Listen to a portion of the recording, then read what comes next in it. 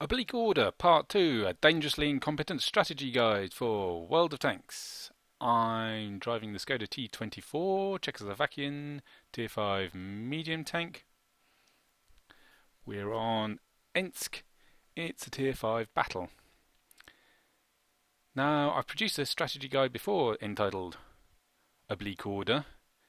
I suggest you, if you haven't seen it, go and look at it now, because this builds on the first work. Have you gone and watched it? Good, excellent. Now, here we have another classic example, I'll pause it just here, of oblique order.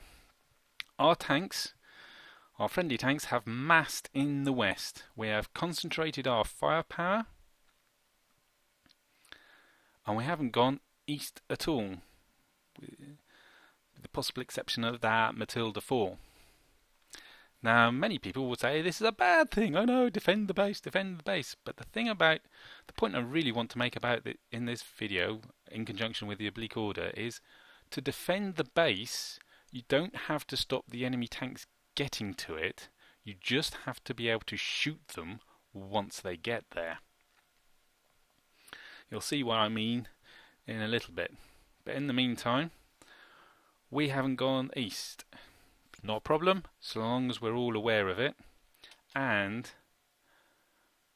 the people at the back of our mass of tanks keep an eye on the east. Now, we've concentrated our tanks, so we've got more firepower in the west. Meanwhile, the enemy have got at least some tanks going east, because it doesn't look, I haven't seen all of them yet. And at the moment, they're wasting their time. They're not able to shoot anyone. They're not being effective in the battle. If one or two of our tanks had gone east, they'd just be going to die. They're just going to be outnumbered and butchered. So here we are. Now you can see that Panzer 4H. There's the first of their eastern guys coming round. I see him, I notice him, and go, right, time to slow the enemy down. There's a risk of them capping. There's also a risk of them swamping us while we're concentrating on our stuff in front of us in the west. So the archer has spotted them and he's pinging them up, making sure everyone else on our side knows they're there. And I found a rather nice position. I can see a good chunk of the base from this point. I've got bushes for cover, and then I've got buildings for hard cover. So I and a few others of our team proceed to make a mess of the enemy's eastern push, which is 1, 2, 3, 4, 5, 6 tanks. Fairly significant. Meanwhile, our big push in the west, let's have a look, has paid dividends, because I can see 1, 2, 3, 4, 5 dead tanks on the enemy side. So we've knocked out a third of the enemy's team with our big push, and now we're 6-3 up. The enemy is in our base, but we got people shooting at them.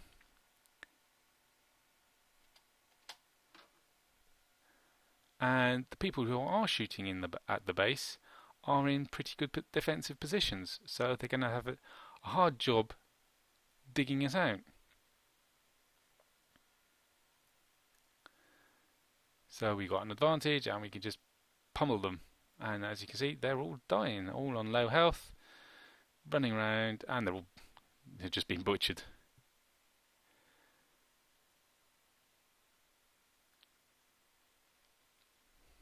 And now it's just cleaning up. So to recap, when your team is going oblique order, make sure there's someone looking at the weak side. And the people on the weak side, or at the rear of your big push, are in good defensive positions, so they can slow the enemy down. And the second point, of course, is you don't have to defend the base from in front of it.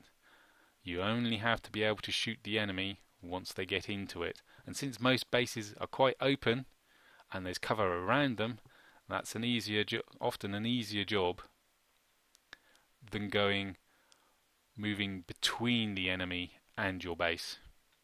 It also allows you to stay close to the bulk of your forces if they've gone in a big push, so that they can, once you've spotted the enemy as they come round your weak flank, your big mass of tanks hopefully is dealt with most of its opposition. It can just turn the guns around and just start shooting the other enemy, who has spent a couple of minutes doing nothing but drive forwards.